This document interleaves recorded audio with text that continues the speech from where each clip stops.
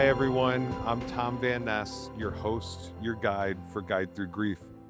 This has not been the typical background you've come accustomed to see me sitting in. I'm on the road today in Quincy, Illinois at St. John's. This is the church I grew up in. We're in a part of the church that has been transformed itself through grief and through change and through fire and ash and hard work and the love of the parish and the people that have made this place so special. So the reason I'm back here is the guest I'm here with today. So before we get into our little starter game and our conversation, I want to have him introduce himself and take it from there and maybe explain a little bit about our church and where we're at. So, Father Patrick, please introduce yourself. Yeah, thanks, Tom. So, my name is Father Patrick Smith. I'm the rector, the priest here at St. John's Parish. Been here, my family and I've been here for almost 15 years come October, and it's been nothing but a blessing and a holy journey for us to walk alongside Tom and his family and so many others here. Yeah, so St. John's is the oldest religious building in Quincy, so a lot of history here. A lot of pilgrims have made their way through these doors. A lot of change has happened. A lot of faith has been deepened. A lot of life, a lot of love, a lot of loss, a lot of restoration. Uh, Tom did a great job about talking about this building, how we went through a fire back in 2002, and so really St. John's is very much a story of restoration and resurrection, yeah, and new life coming out of the ashes. This particular space that we're sitting in, yes, a recent remodel due to the generosity and the help of Tommy's mom and his uncle. This is the annex named after his grandmother, Anne McDonald Oakley. You might catch the double meaning, the pun there. The Anne as an N, hopefully the annex. So little extra dose of meaning here being in this space.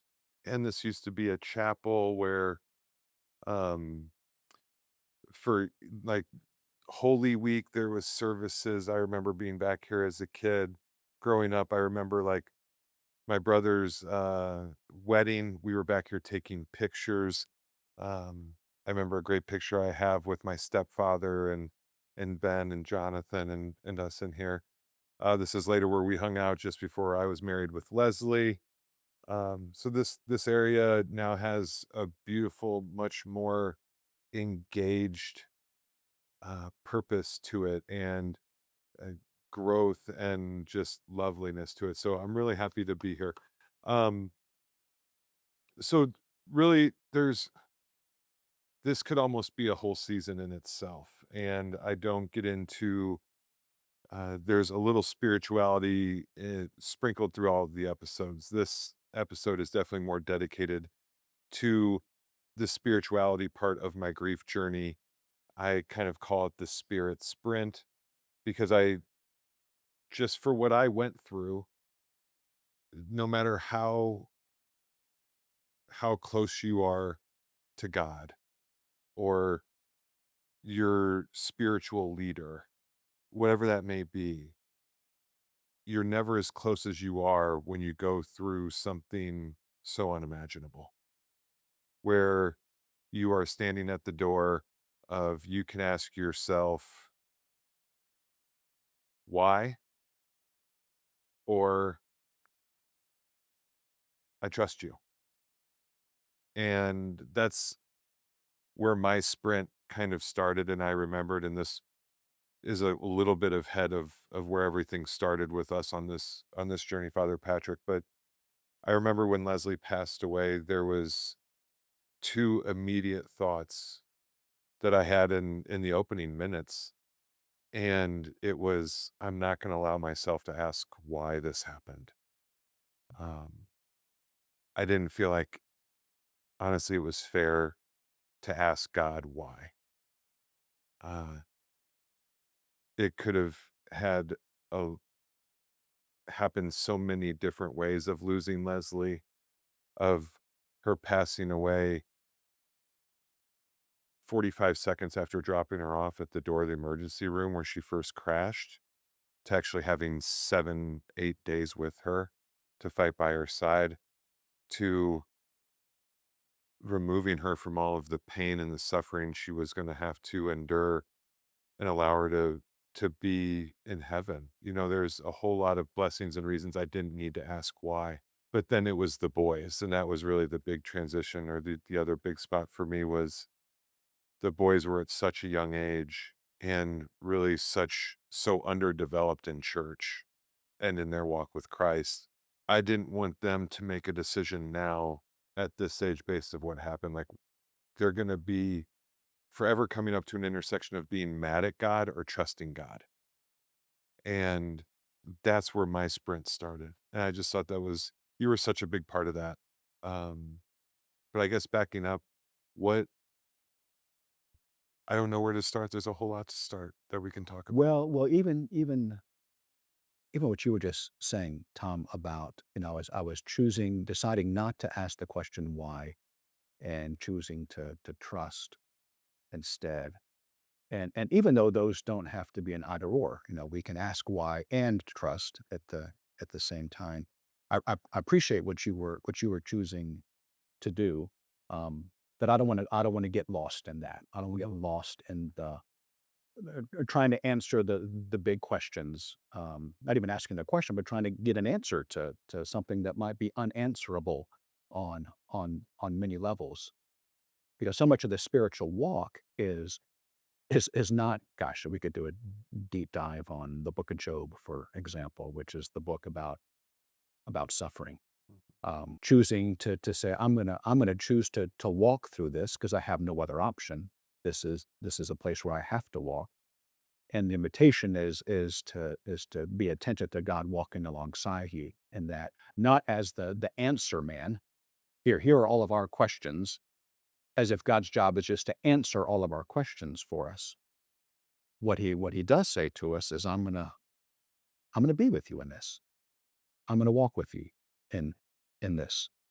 And uh, such an unimaginable threshold that was laid before you and your boys, and everybody, um, and just the beginning of an unbelievably difficult um, season with lots of questions ahead. But just kind of tabling that, I appreciate that you're Mhm. choosing to. This is not what this is about. Getting those answers. Right.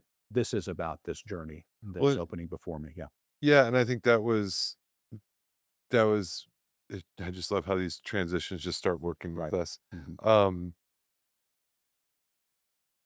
because it was something you said along those lines that you know he is going to be with you every step of the way on this journey, Tom. And we kind of started talking about the breadcrumbs, Right. and our viewers and listeners are going to continually hear me talk about situations, or maybe even comparing other people's stories with the breadcrumbs that were left in front of you, knowing that I never thought as God had it or God has taken care of this for me, but it's kind of to let me know that I'm on the right path. The breadcrumb is there's a lot of different paths and choices we make and we can make. That's free will. That's what God does not interfere with. Um, but what started to happen is there were little things along the way that just showcased that He was standing there with me, walking alongside with me, that um, my faith and my heart and my soul were going in the right direction. And you were so helpful and instrumental in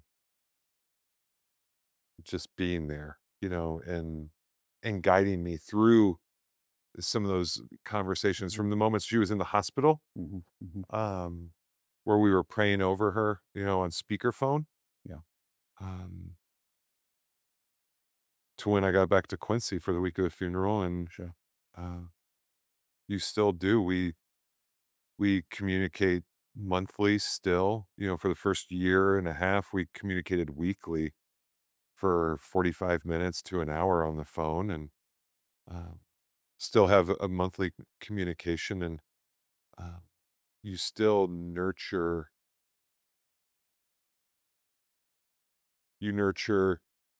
my mind and my body and my soul for me to feel steady and confident in my decisions, in my faith. And I think that's what I've really appreciated in the spiritual part of this journey because there's so much that comes so fast That's right. that's been not part of my plan, but part of God's plan. That's right. That's right. And you've been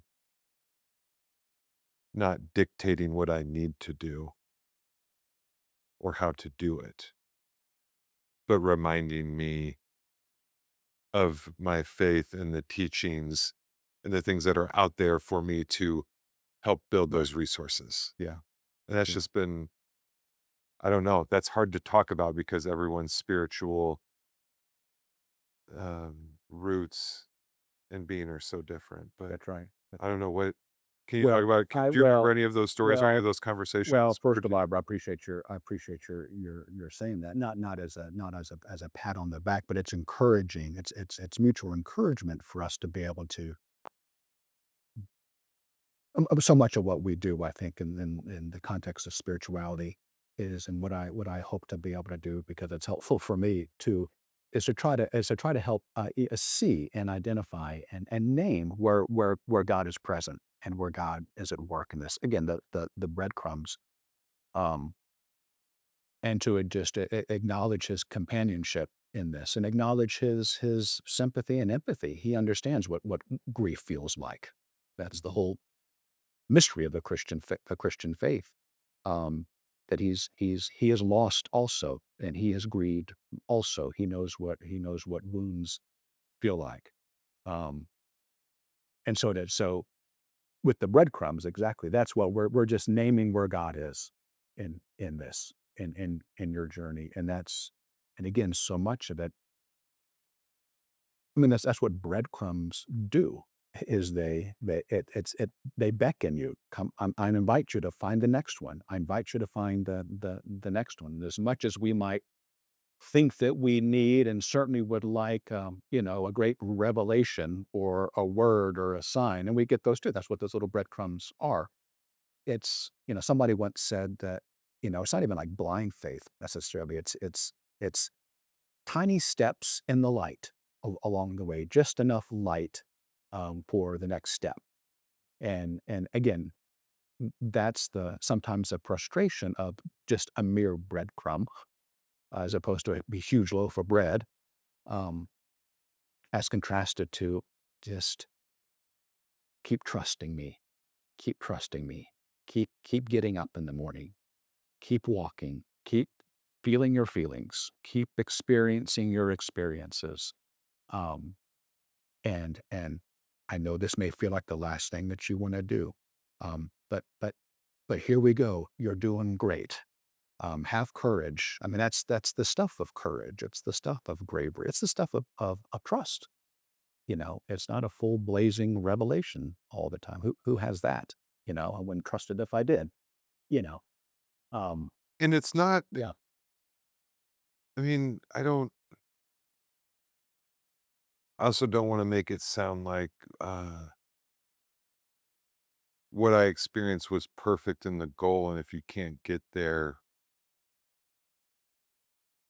then man, you've just lost out. Because I Right. think uh, there's parts in the Bible of talking about like where Jesus wept, and other Shortest powerful verse in moments the where, Bible, 2 words. That's right. yeah, Yeah. and we can talk about doubting Thomas and all of these different stories in the Bible that showcase it's okay to struggle. It's okay to, I remember I finally one night just kind of screamed at God. I still didn't scream why, but like I just literally just like Yeah. I was just breaking down and the boys weren't home. They were like I think back here in Quincy for the weekend. And I just had had so much. Like, I can still just remember being in the house and it being dark. It's around bedtime, and you just scream, hoping that he hears you. Like, he can hear the pain, hear the help. And I don't know. So I guess talk can you help reinforce our listeners and our viewers that are out there that may be stuck in anger or frustration or confusion in maybe where they're at now spiritually of being stuck, or where they can kind of go back and say, "Oh, that helps me put some definition on why I struggled in this part." Is there anything kind of specific or worth sharing there that is, I think, that can be valuable for those struggling in this spot? Well, I hope so. I guess a few things. One is so I'm a dad also. My wife and I are blessed with a now 27-year-old son. And that's been helpful in many ways. So as a father and as a parent on a good day, that is when I'm in a good place, in the kind of place when I'm not, blinded by too much of my own junk or baggage or projections or transference or what have you.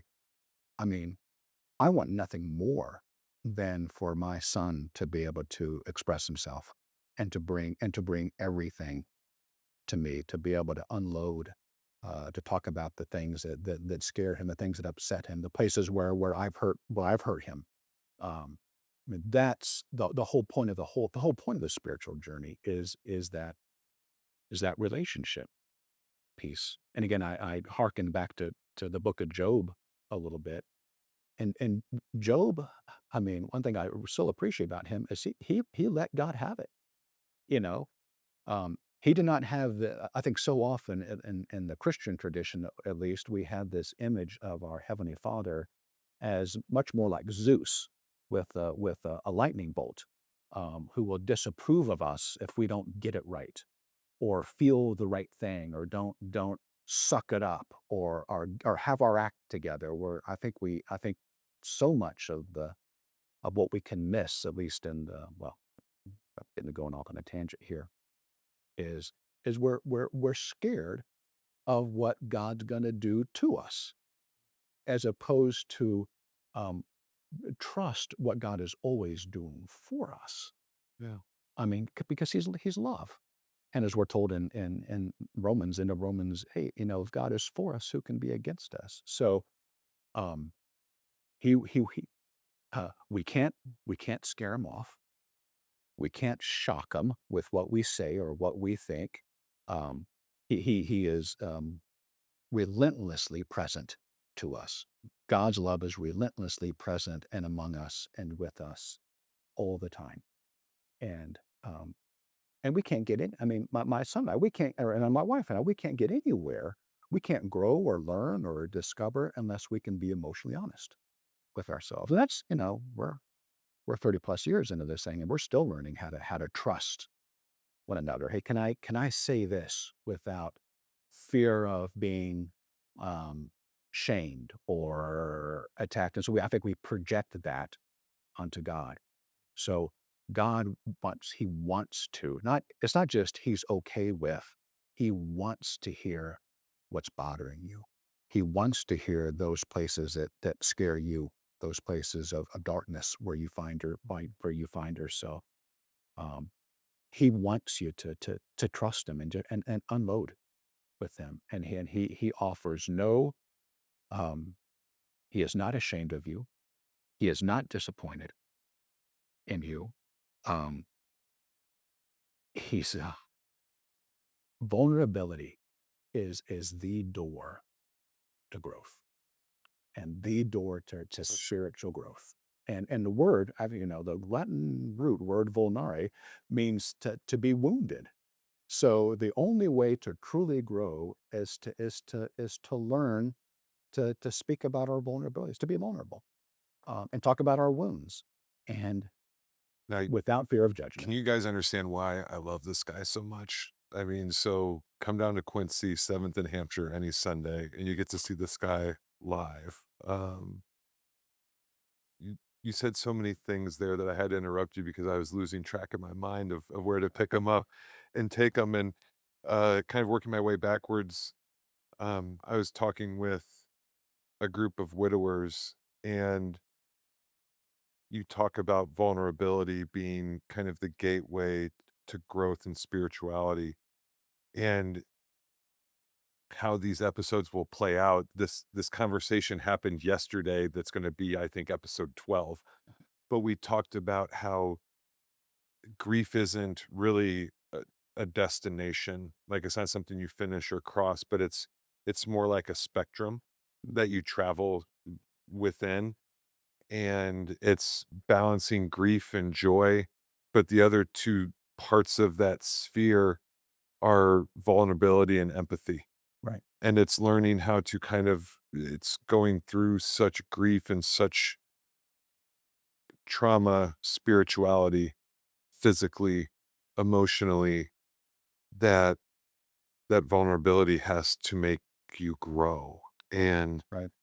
um go ahead. Yeah, no, yeah, we're so kind of end game oriented or production oriented or manufacturer oriented, all good things, all great things. Um, but we can be so, it's kind of like Mary and Martha. I mean, Martha was super efficient and effective and productive and did some really important things. Keeps the thing moving, you know. But kind of the slowing down and the being still and the being quiet and again and feeling your feelings and experience your experiences. I mean, that's what it is to be a human being. Um, and there's so much pressure again to suck it up and get it together. Um, I'm not the worst saying, I'm not allowed to fall apart, you know, but I mean, that's the whole circle and cycle of that the whole pattern of the universe in many ways. I mean, things die or fall apart in winter, and then it comes back together again in the spring. So this death, life, death, resurrection pattern and story is around us all the time. I failed at this, but then I learned resiliency in that. The building burned down here at St. John's, and it looks 1,000 times better after the fire than it did before. So the more we can trust that that's the pattern. I know this is miserable, but I know the night is dark, but the dawn comes in the morning. The dawn comes in the morning, and that dawn is gonna look different, you know, um, by virtue of what we've been through. I mean, Jesus, the resurrected Jesus, he still had his wounds, Mhm. that they weren't airbrushed away, you know, but they suddenly became something different. They were no longer, the result of betrayal and execution. They became emblems of sacrificial love. And it was important. See these? Remember how much I love you. Remember that dawn comes in the morning. And so let's still transition into one of the other points you said and helps to, I've talked a lot about year 1 and year 2. And in my research and podcast, and people say either year 1 or year 2 is harder than the other, and we don't have to talk about the pressure of you thinking about which year is going to be tougher. I We talk about breadcrumbs. There were so many different things that showed up for us in that first year. The second year was tougher for me, Yeah. and one reason it was so tough for me was, a lot of conversations I had with Brian, my therapist, and also you, and that was another blessing that I had because Ryan has some spiritual background and goes to church and is a man of faith. Not necessarily the same of mine, but one that understands the important role that spirituality plays in my life. And I would follow up conversations I had with Father Patrick, with Ryan, and the impact those had on my mind and my mindset and my body and my spirit. But then in my conversations with you, Father Patrick, I would share some of my progress and growth mentally and with my mental health and going through this grief journey and how that impacted my spirituality. And that got into year 2 where God was so present and so there, as life starts to settle down, as the dust starts to settle, as I described it, and I think you'll remember me having this conversation with you, God, when Leslie passed away, definitely was the center of my universe and everything we orbited around. As managing the kids became more of a reality, the household, all of these different things, God slowly became something with within the orbit that kind of came around us. Um, you know, going to church on Sundays, um, trying to go to a youth group, but it some of the focus that we had just started to fall within the daily grind.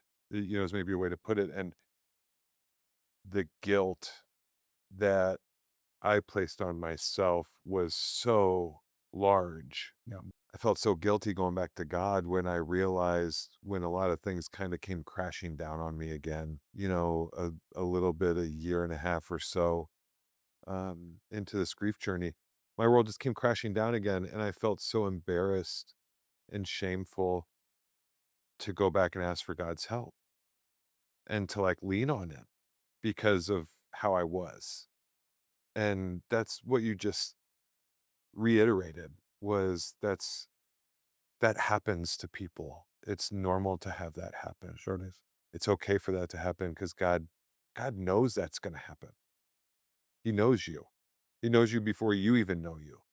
Um, so yeah, I thank you for saying that again because I think even going through that, Yeah, I it mean, going happens. yeah, I'm going go I mean, going through that is, right, is understandable, almost expected, or able to be anticipated, um, because gosh, I mean, you go through something like you and the boys went through, but you still have to manage your way through life, Yeah. and all the I mean, on a without all that, what you went through is hard enough, just the logistics of living life in this world with all the demands and the expectations and just what has to get done, and Leslie wasn't with you to do that. And so, again, just the level of logistics and management can be overwhelming. Um, Well, I remember yeah. I remember one we were talking one Thursday and Cameron had posed some questions to me that Right. I didn't know how to answer. It was like I think one of them was relatively not too long after Leslie passed away of if God created everything, who created God? And I'm like, "Oh man, I like this isn't one of those answers of like, You don't remember that from Sunday school? yeah, or like So and from it's not like, is the tooth fairy real? Like it's not, you know, like I did not want to take on the weight of trying to answer that Right. question, nor did I want to try to like go digging through one of my Bibles or Googling it, Or talk whatever. about the doctrine of ex nihilo, Yeah, right. all things And being created out of nothing. yeah, so I was like, Father Patrick, I need your help, and that was, I think what we ended up doing was FaceTiming or having a phone call with Yeah. Cameron in my car outside of like the place they were getting their hair cut. Like we had a little window of time Right. of, To answer one of the most profound theological questions ever asked. yeah, by a 8-year old, and that was just, I guess, the focus of what I had in my grief journey with the boys is, I know life was moving at such a fast pace all the time, but I knew the importance of at their age, I never wanted any of that to be blown off. Right. And I wanted to give everything I could on supporting them that way. And I guess it was those moments where I started to think, "Oh man, I've drifted off or I've failed." And I know all of that is not true. That's the lies we tell ourselves Right. Right. because that's the expectations we hold against others. In my conversations with Ryan, the reasons I feared going back to God were the reasons I tend to cut off relationships with other people. Right. When they act that way to me, why would I come back to you? Right. Right. Right? So that's what I fear and think God's thinking the same way because, gosh, that's who Right. whatever. Right. So, Right. Well, And it's such a I mean, it's like a surprise gift in a way from God to I mean, God as love and God as light, shows us that's what light does, right? It reveals and shows us things, important things and valuable things about ourselves, including those things that we're not particularly proud of, um, that that would do well to be healed um, by God, healed by love. But if that makes sense. So it's again, it's almost gosh, if we can get past and believe again, kind of back to the Zeus thing, that God is not out to get us, but that he has already won us and already has us in his loving arms, so that all that he does is for us and to reshape us so as to enjoy our relationship with him even more, again, like a good parent on a good day. um so even my point is, even that particular stage or chapter, you hit it on, mhm, chapter in your journey. So it was really important for God was using that. What's my point here? To help show you those places of shame and guilt, um, that you carry with you, so that He can help you heal from those things and be able to bring more of His life and love and healing power into those kinds of places. So, who would have guessed that that's a whole and take that as a compliment, mhm, you know, that he determined that, okay, I love you so much, Tani, and your boys so much that I want you to see some things that have some lies, as you mentioned, identified very well, some lies that you told yourself or that others have told you that you've believed that, I'm not whatever they are. I don't matter. He's really mad at me. Um, just all the shame and guilt that every human being carries mhm. with them. Um, it's, Yeah, because I it's an act probably of love to, yeah, to, to show you that, because if we carry that, at least for me, and I coming from all kinds of places. yeah, and I Right, and I think no matter if you are someone within in a place of religion and spirituality, it's just, yeah, the guilt and the shame there has been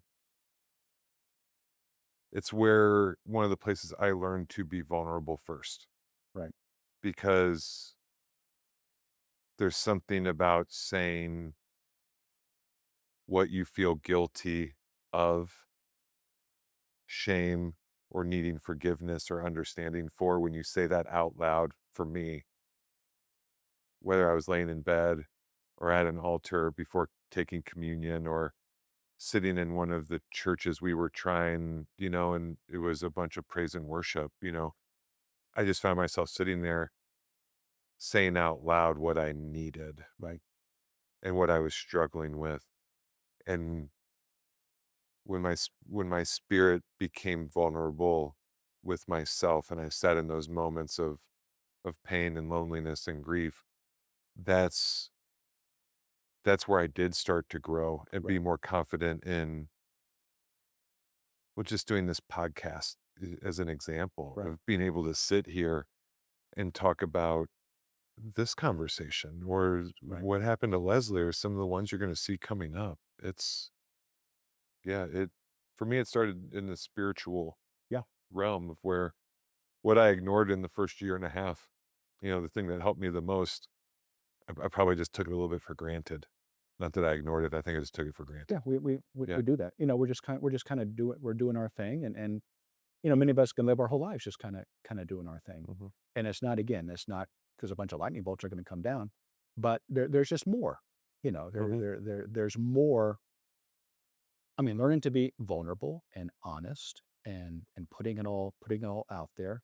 And again, we have little pictures of that when you're able to do that with um, uh, friends or family members or what have you.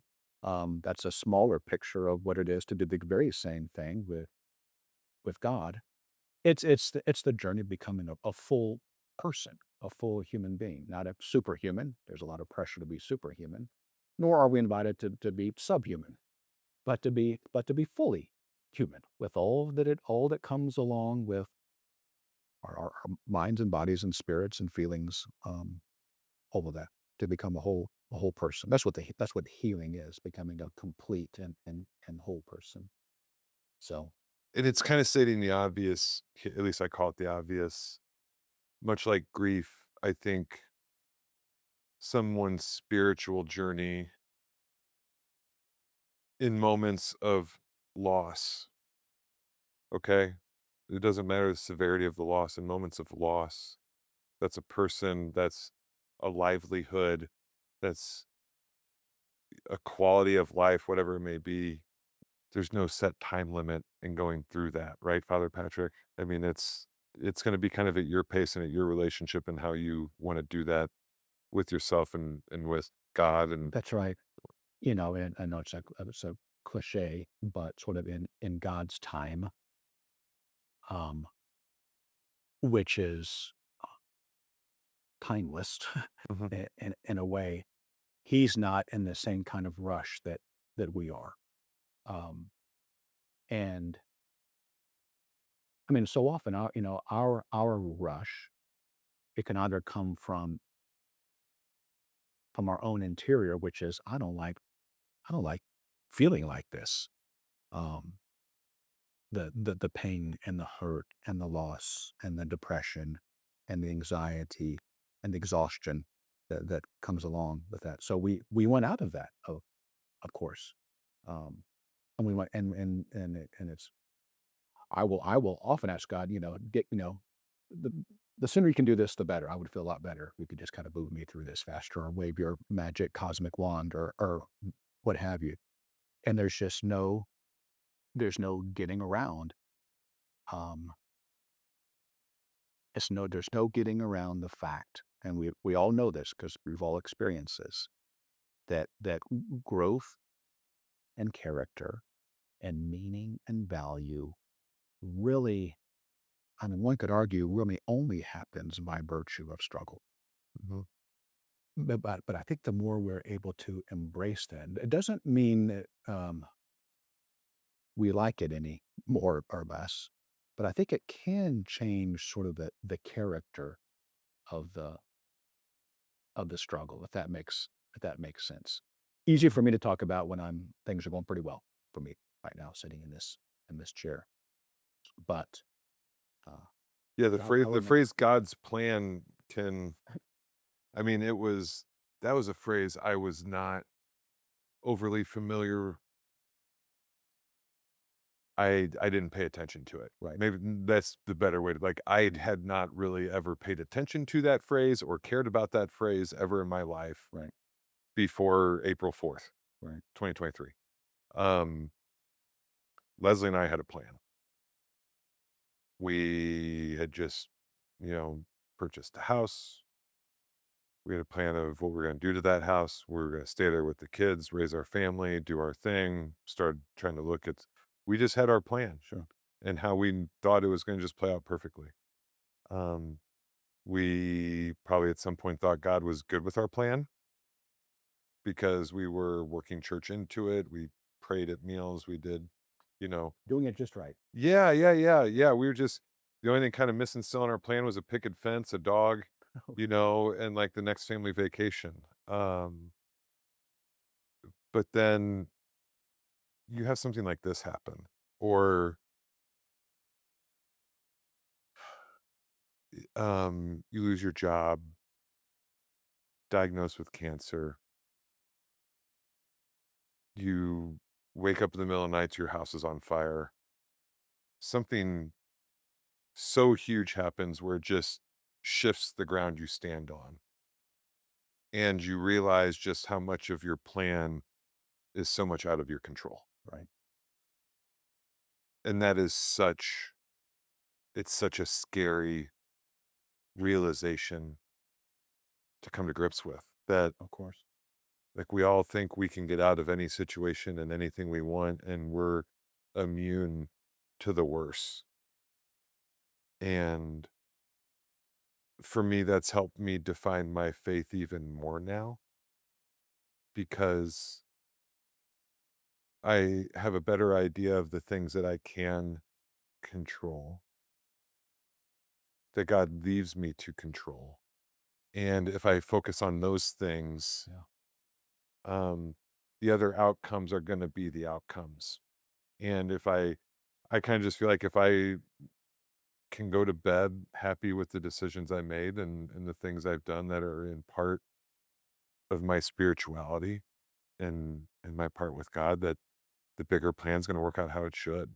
And it's my fidgeting, my um, me trying to do things here and there to Right. position myself don't really work. It's a smoke and mirror Right. show that we think Uh-huh. we can get by with doing. Yeah.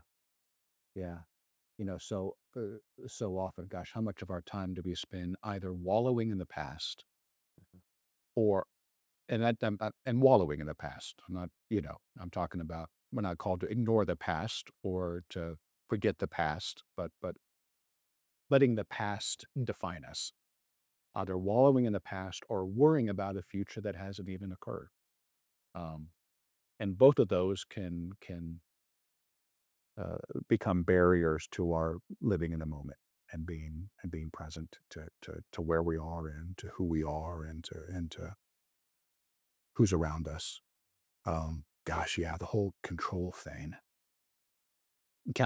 My wife Catherine read somewhere, um, and then shared with me a little phrase, work hard and leave the outcomes to God. You know, um, do what you're invited to do. Yeah, do it as well as you can. Try to do it without, the burden of perfectionism and, all and fear and all and the anxiety and all that kind of thing. Again, kind of like back to, seek the kingdom first and all these other things will take care of themselves. Um, or they might be the fruit of um, maybe the more challenging work of being present. Um, leave the outcomes, yeah, leave the outcomes to God. Control is a funny thing. It's interesting, and the language of so much, certainly in Christianity, but in so much spirituality, that it's the language of letting go, because that's what faith language is. Because it's faith equals trust, that's what trust language is. Trust language is set it down, surrender, let it go, uh, dying to yourself, as Jesus said, and that's so counterintuitive to what we're told and what we're taught. Um, that's what makes it that much harder to trust because it's unfamiliar to us. Oh, I know how to make that happen or build that or accomplish this. And again, the, I'm not against God's not against all those things. But if how different it would look, how different our lives would look, how different our relationships would look if the work, the energy that we expended to create and do and perform and produce came not out of guilt, shame, doubt, or fear, all of which God allows for. Again, he's not shocked by anything, and instead was motivated more by faith, hope, and love. Even in Jeremiah 29:11 talks about I have a plan for you, right? But the plan is not in that verse is not um tell me what your dream is and I will make that happen for you. Tell me what your plan is, Patrick and Catherine, and I will bless that for you. Um it's, my plan for you is hope Mhm. and a future of hope is what he says. And so at the end of the day, you're talking about going to sleep at night, if we can have a little more hope and a little more, and hope isn't pie in the sky kind of thing. It's the fruit of the breadcrumbs. Mhm. It's the fruit of I have seen this and I have experienced this. And this was really, really hard. and I wish no one on the planet ever had to go through this. But I have to say, I'm okay today. And I have more uh, compassion now than I had 10 years ago. I have more love now. I listen a little better. I'm a little more present. Yeah, I still do all those things. I still have all these defaults that I go Mhm. back into. And that, again, that's okay. And that's allowed because we don't live under Zeus. Um, it's, yeah, Yeah, hope is almost like the stem yeah. where Or faith anchor, as the scripture. Yeah. yeah, and Mhm, faith mhm. and I was gonna say, and faith is kind of what blossoms out of Yeah. the end of the stem into the rose and, Yeah. Yeah. and what all of the hope and the faith builds up to and bears the fruit. So maybe rose wasn't the right one, a fruit tree. But, but yeah, no, so, And that's the stuff that really matters. I mean, that's the stuff that's really meaningful to us. At the end of the day, you know, it's not even so much, end of our lives. We're like, gosh, I wish I had more of that or accomplished more of mhm, those things. It's really about relationships and presence and um, faith and hope and love. mhm. Yeah. Um, so we're coming to the starting getting to the not wrap up yet, but we got to start putting a button Mm. on some of these conversations um and I have questions for you, random questions. I don't know what questions or comments you have to throw back this way. So in case you don't, I'll give you a second to think of some in case there are any. But I think if there's a couple questions I would think would be kind of interesting to ask of you and get your perception of with your role of being a man of faith and having to do what you have uh, I've seen you do so many times in funerals.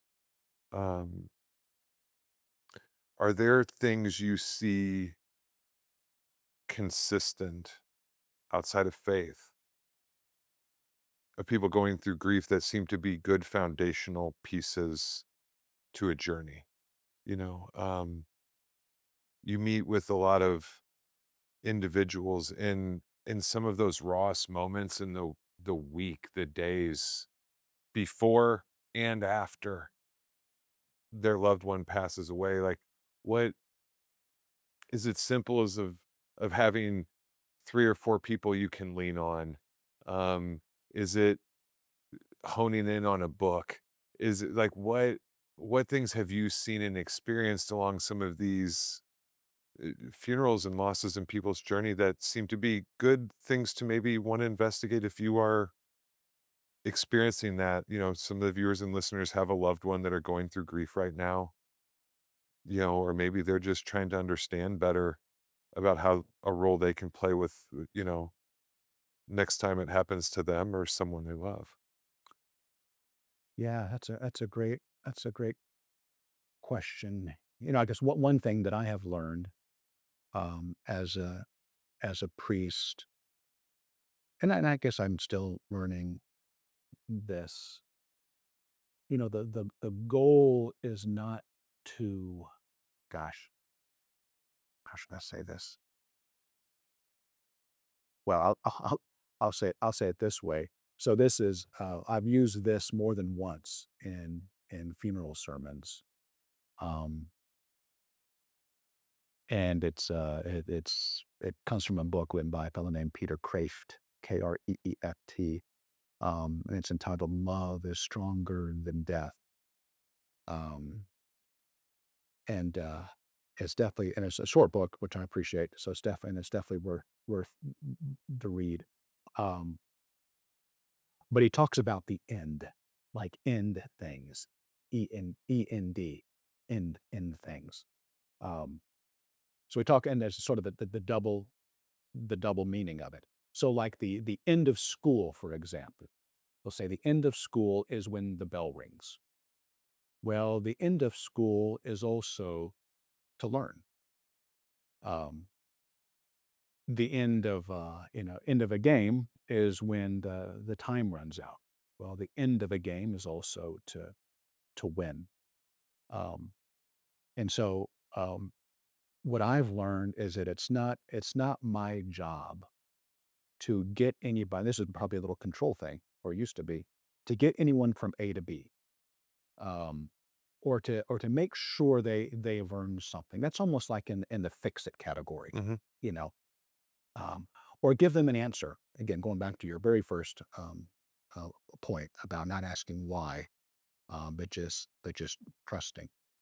Um, so I used to have a tendency or a temptation to, because I would feel or certainly sympathize with a person's pain, to want to help them get out of that because I didn't like how I was feeling.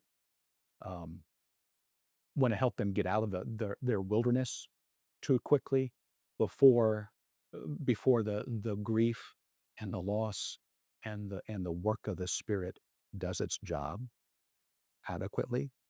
Um, and so I learned to shut up, to be quite honest with you, and just to be and to be present and to listen. The only thing that I remember from my pastoral theology class 30 plus years ago at seminary was he said, listen, listen, listen. It's the And then, did you hear me? Listen. what? Don't interrupt. So, but what a gift that is. I mean, again, going back to the book of Job, that's God just listen patiently, just listen patient Yeah. for 75% of it. So, um, being present, listen, don't being a rush. Uh, Patience. My mom once said that patience is courage, um, and there's no right thing to say. No one's looking for you to say the right thing. So space and time, um, just being there. Again, part of me would like, oh, here's the answer. Here's the theological response, but it's be human with is death and loss is the most excuse me, is the most profoundly human place you can be Mhm. and vulnerable. You don't have answers. You don't know where to go. You don't know what to say. Um, what you said about It's the one human control. experience we all share. That's right. The It's all of the human race shares. unavoidable truth. Mhm. It's an unavoidable truth, and yet we run from it, right? Because it's scary. Because it's so real, and it so changes throws our world upside down, our plans. You know. So Yeah, that's just last night, Cameron came up to me just before bedtime crying, um, just worried about grandparents dying, and that's a conversation that we've had many of times about other people passing away, whether it be myself or their grandparents or friends, and um, the patience to sit down and listen. In this case, my son's pain yeah, and their concern, and help them find those answers along this journey have been really profound. Um, yeah, and those answers and those conversations, can make more sense at different times, and so we listen and we respond as best as we can. And a great response is, I don't know, buddy, but I'm here. I'm here with you. yeah. I mean, when a very important moment I had with my son, he was struggling through some things, not loss. Um, and rather than, coming up with an answer, I just went over, sat on the bed next to him, put my arm around him and said, hey, you know what? Me too. Me me too. And the connection that was deepened, one real human being with another real human being, uh, not Father Patrick Mhm. sitting next, but just Patrick, you know, Yeah. and his confusion and loss and feelings of I don't know what to do, but I can sure be here Mhm. with you, and I can hurt alongside you. Um, not an answer, but a loving reply. The last thing I want to touch on today or talk about before we wrap up and roll into it, I think how we're going to shake things out in this episode is once we wrap, we're going to replay the homily from Leslie's funeral. Mm, Um, because there's a Finding Dory reference and right. um, uh, Or Finding Nemo, right? yeah, Finding Nemo, Right. and there's references of breadcrumbs, so I think it will help tie some loose ends up to our Mm, conversations today. But before we get into that, what are there other comments, questions, pieces of information you think that are people out there, myself, um, I think even people, maybe not people of faith, but people that go through, I think like nurses, that go through this constant battle of like seeing loss, in that sense, and priests, who have to walk into another home of 12 people, 8 people, 3 people just lost. Like, is there anything worth sharing before we kind of wrap up that, is that could help anyone of those lines, or yeah. anyone going through grief that's, like just hoping to find something today that they can walk out of this? Anything you thought that was worth sharing today that we haven't had a chance to say yet? What? Yeah, another great question. Now, Catherine and I were just talking about this yesterday, as far as, absorbing other people's trauma, Mhm. um, and kind of hunting for kind of images to talk about that. To the she was reading somebody, I'm not sure who it was, about um, energy or feelings, kind of letting it move through you, not stopping in inside of you. Um, and I was thinking, well, is it that, or is it more like, um, I was thinking about like the the earth, it allows sunlight in for light and warmth and growth, but it has also a magnetic field around it to where, it deflects that which can be harmful, that sort of thing. We don't put up walls. We don't want to do that, right?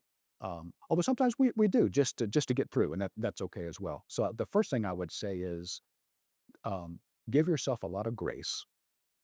Give yourself a whole lot of love and room to feel or not.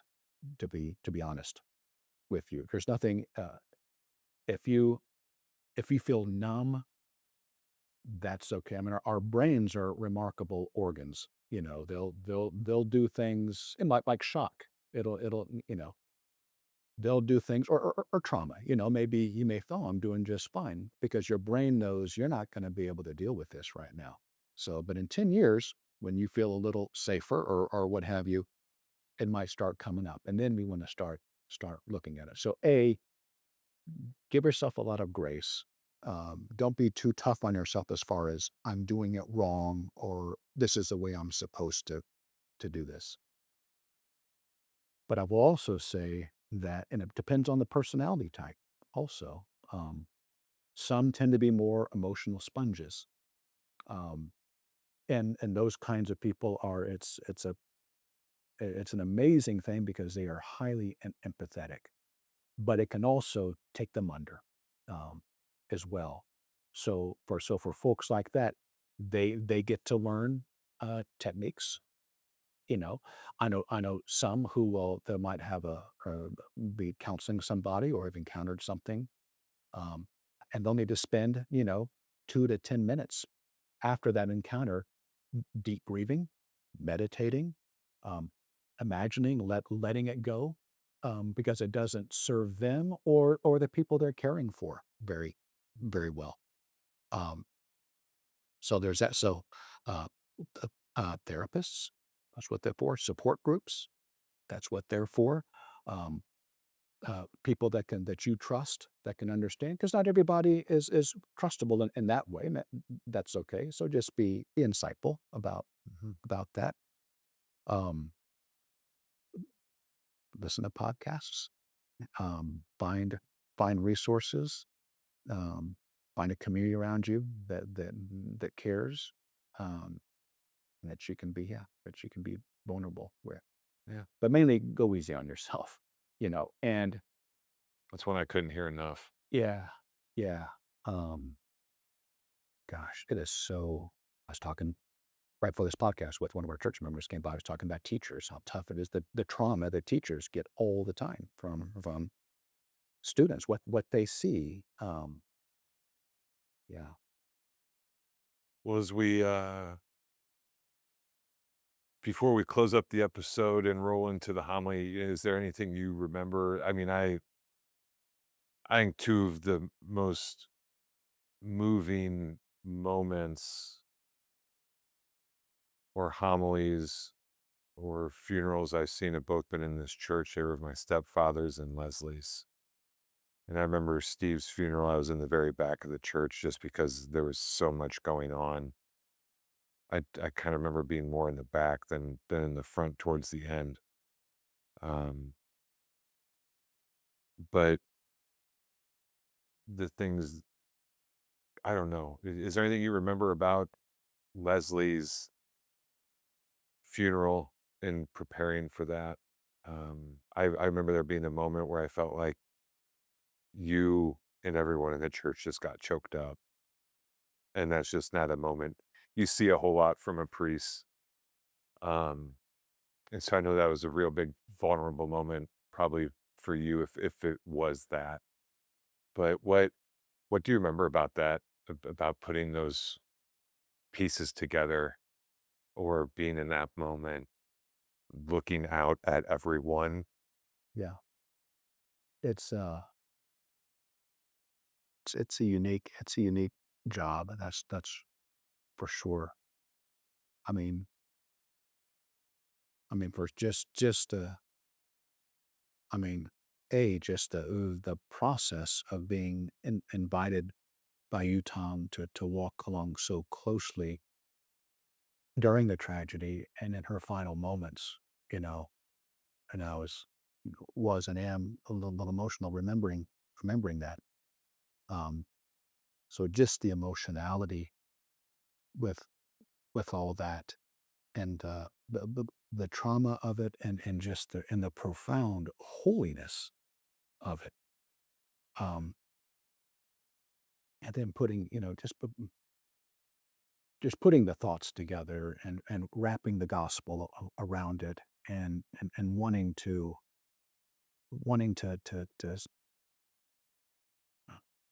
name and speak to the tragedy of it, yet also um, speak to resurrection and promise and life and all that. Um, and then just being in my position as the one that has to lead the thing. Yeah. So I was a little scared. What, oh, am I going to be able to keep? Ocean, am I going to be able to keep this thing together? It's funny thinking about it. First time I really thought through it again as you asked the question.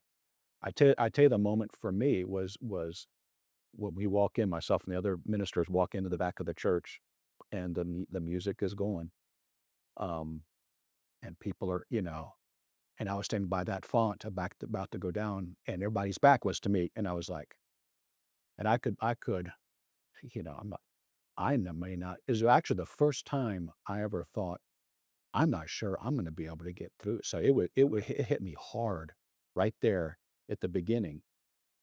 That's And where Cameron lost it yeah, really loud in the back of the church. yeah, and it just was almost overwhelming to me. And then like I can't say like, okay, get it together, Smith.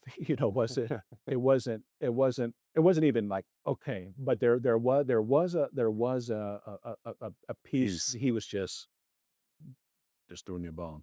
yeah. I'm gonna Oh, you nailed it. I here mean, here it w was such a here we go. mhm. Um, and then from that moment on, I knew I wasn't on the brink of breaking down, and from that moment on, it was just pure, good compassion and hope in seeing you and the boys. And I mean, part of me, and you've been in this your own position, is that I've got a job to do here, you know, um, and I don't want to lose it. Um, that's not going to help anybody. Um, but just that's the thing with funerals, especially Leslie's, just the love and the support and the presence of God in that place. Um, it was just so apparent. Um, it's called Good Friday for a reason, not Glad Friday, not Happy Friday, but there was so much, and you and all that, in many ways, your faithfulness, and all that. So you knew all that too at that time, and so there was a courage in you, um, and a trust in you that, as I'm thinking about it right this moment, was actually pretty helpful to me. So Well, just the mystery of it, oh my gosh, just the love. yeah, there we are. I'm leaning on you, and in return, I'm giving you some unknown strength for yourself. Well, well, you're gonna have a chance to watch and listen, or listen yourself. We're gonna, I think, roll right into that. That's what makes this episode so long. Um, but I hope there's a lot in there. You're gonna hear breadcrumbs. You're gonna hear a wonderful analogy of Finding Nemo and the characters in that movie and what they went through. And that was a profound moment for us because that was a movie the boys really liked. It was in popularity when the boys were born, and the sequel came out as well. So there's just a lot in there that I thought was worth sharing and would help put some more context to our conversation today. So before we roll into that, Father Patrick, thank you so much for being here today. I really do appreciate it. It was so meaningful to do it here in Quincy at St. John's in the Annex, and then to do it with you. I've described you as a hero, as my guide, as my friend, as a, whatever descriptive I could use. I thank you so much for just being able to nurture me along the way, for not only this but throughout a lot of my life. So thank you so much, and for sitting here and maybe helping someone else today. Absolutely, Tom, and well, it is a gift and holy thing to be on this journey with you and with others. So thank you for this very human privilege. Well, he said it in a different way. I say it now, and it's how we close it. But I know you got this, and I know I got this. Together, we're all going to get this. I'm Tom Van Ness, your host, your guide. This has been Guide Through Grief. We'll see you for the next episode. Thank you. Until then.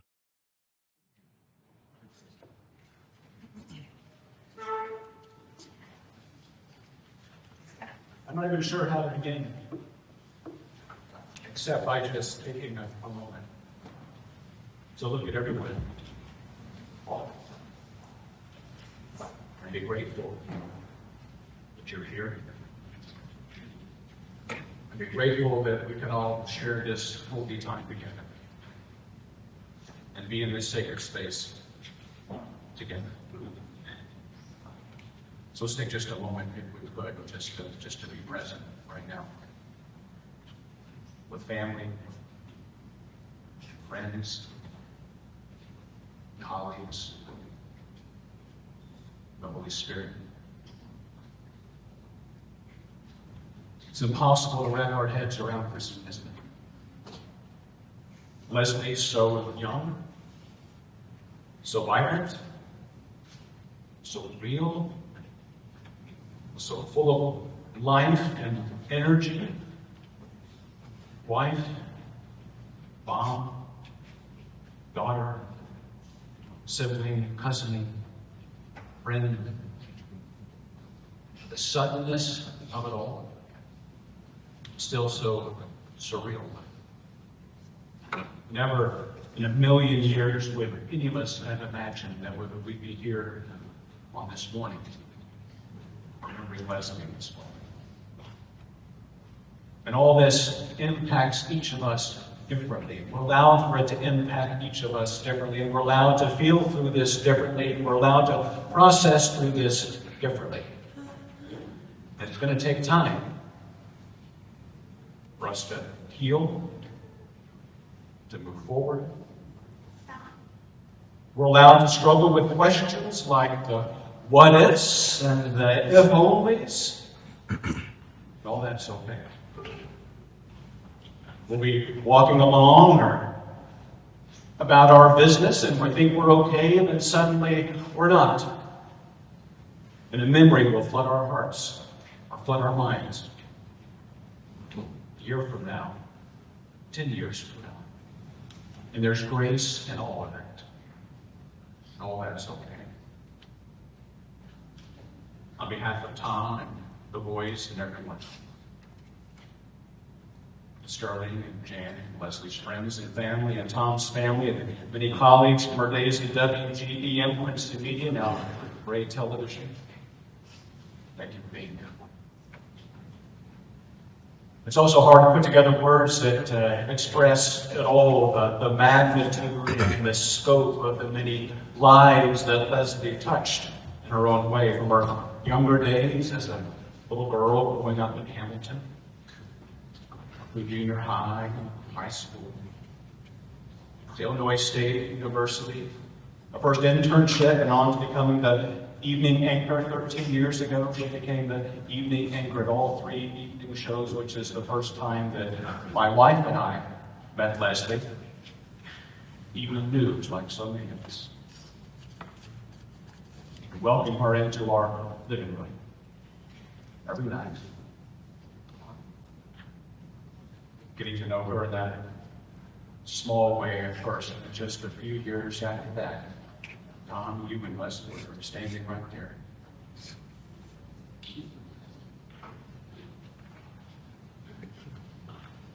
You faced each other. You made vows to each other to have and to hold. And that day they will live. There's your Lord. Sickness and health. I've called through all kinds of Facebook posts, looked at various articles online, watched the tribute from WGEM last week. Just so many words and responses and stories and memories and impact. Today Magazine, New York Post, Fox News, MSN News. I'm going to ask for apologies later, but I took some of these. I got permission from one of you. Caitlin, I borrowed this from your Facebook post. You talked about Lesley as she radiated energy and positivity. She didn't just walk into a room, she made an entrance. Commanded the room, sweeping in, fashionably decked out from head to toe, pedicured and manicured with a big smile on her face, usually followed by a loud, "Hey lady," when she saw her. She was polished, put together, confident, charismatic.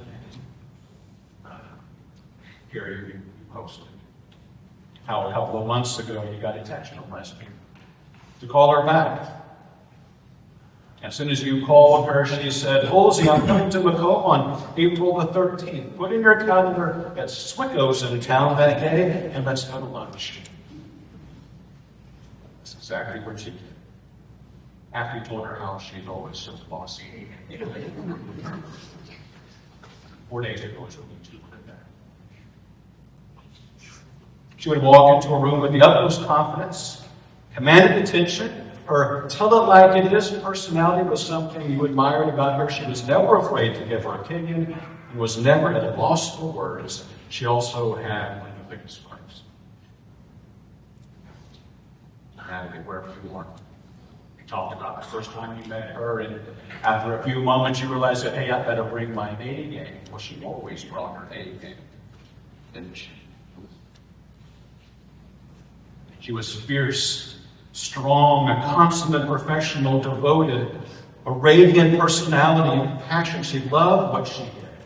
Unmatched passion about journalism and broadcast television. She loved her hometown, Hamilton, Quincy, their new community in Norton.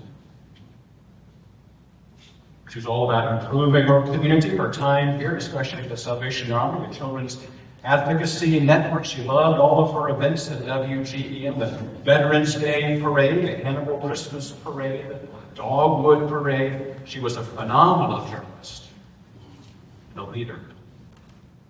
She could take over the journal. She was a force to be reckoned with. People trusted her on the news and in the community. She loved her job, and in her own words, her whole goal as a anchor was to connect with people. To connect with people with the stories that surrounded us all the time. In her role as Director of Talent Acquisition, she helped countless journalists and employees find their first jobs in broadcasting. And boy, she was genuine. Encouraging. She made everybody feel better. She was smart, articulate, good, kind, caring. She was a fighter. She loved spending time with her family, with her friends. She loved Tom. She loved her voice. She loved adventure. Traveling, concerts, professional sports, Wrigley Field, Soldier Field, vacations to the beach. She loved watching you boys play ball. Christmas morning and calling up the bed to bed. Watching movies. Like Finding Nemo. You guys like that? Best movie you've ever heard. Tom and I were talking about that just on Saturday. Remember that scene kind of towards the end of Finding Nemo where Marlin and Dory are in the whale and all seem lost, and what are we going to do now? And Dory was there, wonderfully able to speak Orca. And so there in the whale, she was communicating with the whale, and the whale said something, and Dory's response was he either said we should go to the back of the throat, or he liked a root beer float. And they were thrown to the back of the throat. And there was Dory hanging on to a taste bud on the tongue of the whale. And Dory said, here's another word from the whale, he said, it's time to let go. Everything's going to be all right. And Marlin screamed out, how do you know? How do you know nothing bad's going to happen? And Dory said, hanging there, I don't. And let go.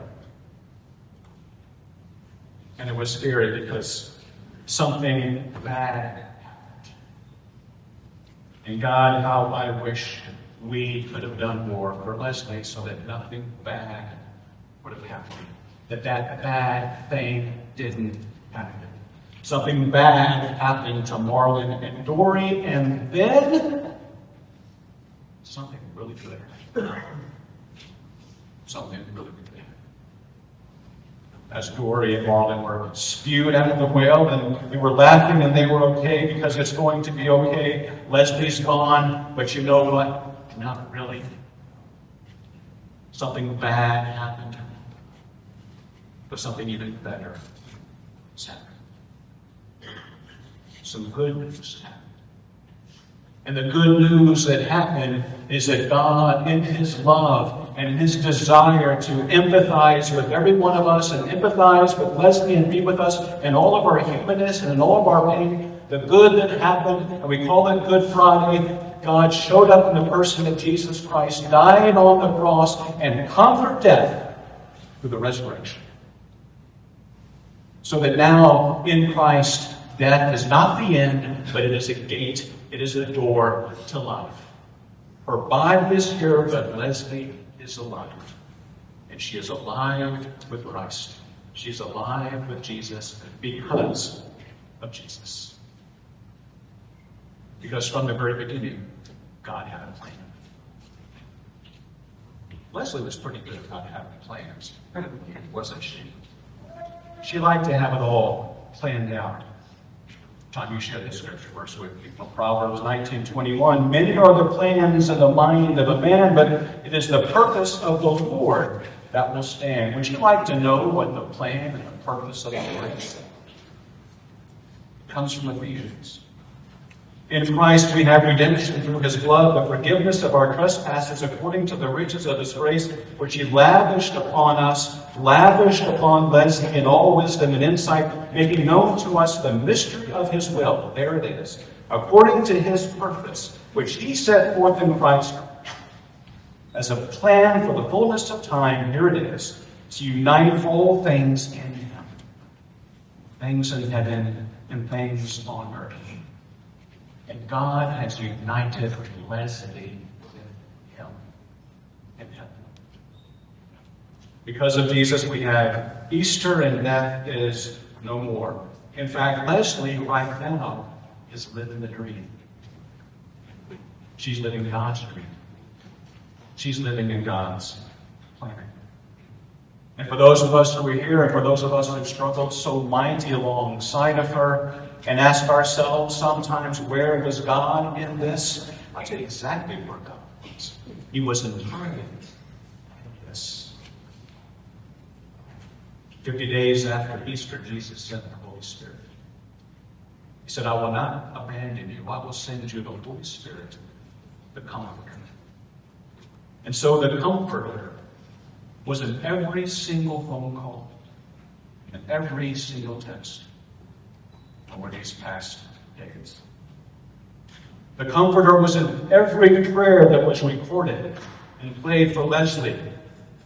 God was in every IV drop in the hospital, and in every move, every thought, and the earnestness of every doctor and nurse.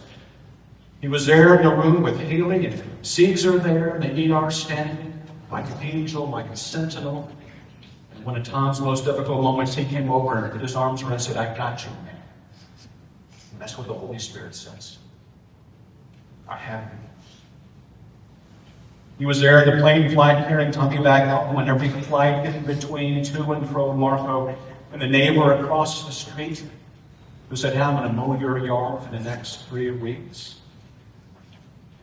And the 10 or so people that came to Christ, the countless prayers, every pause of every nurse who heard every prayer, paused outside the ICU to listen and to be in that sacred space and that hallowed ground.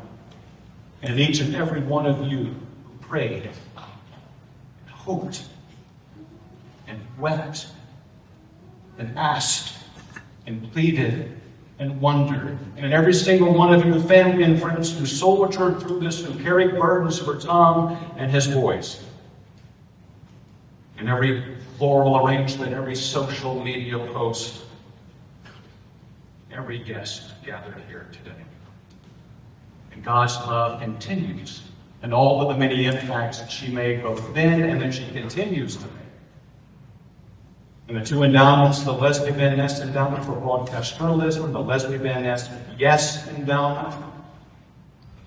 The new blueprints, because of Lesley. There at the hospital's new protocols are being now established in that hospital. So that what happened to Lesley will never happen again. And as Dr. Assad said, just as so much good is being done in Lesley's name, she's initiated positive change at the hospital as well. Now, Lesley is on the mountain. From Isaiah this morning, on this mountain, the Lord of hosts will make for all peoples a feast of rich food, a feast of well-aged wine, of rich food full of marrow, of aged wine well refined, and he will swallow up on this mountain the covering that is cast over all peoples.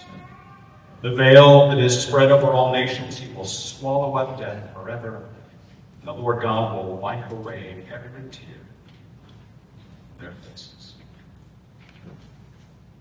Do you think Lesley would be saying to you right now? Each of us.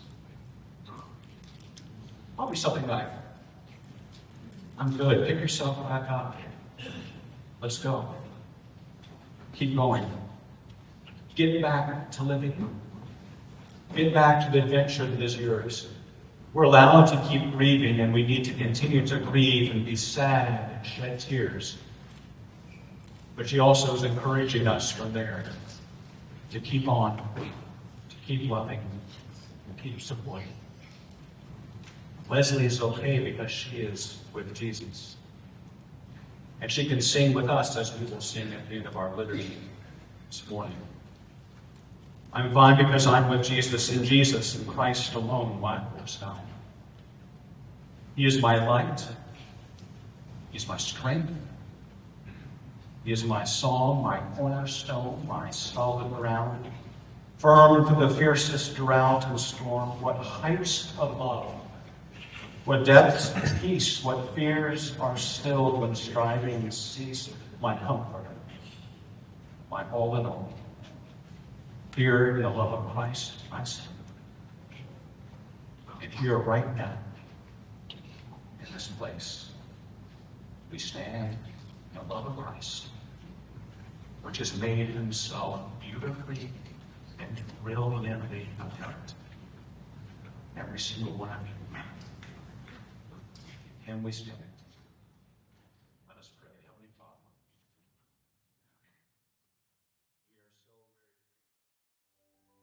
Thank you for joining us today. I hope today's episode will help guide you forward. My goal for this podcast has always been to create a safe place for people who are navigating their grief journey to lean on one another and share their own experiences. I ask that you share, subscribe, like, and comment so we know how to best support you.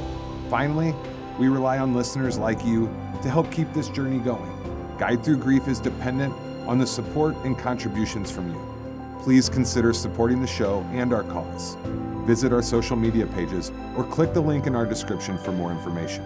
Thank you.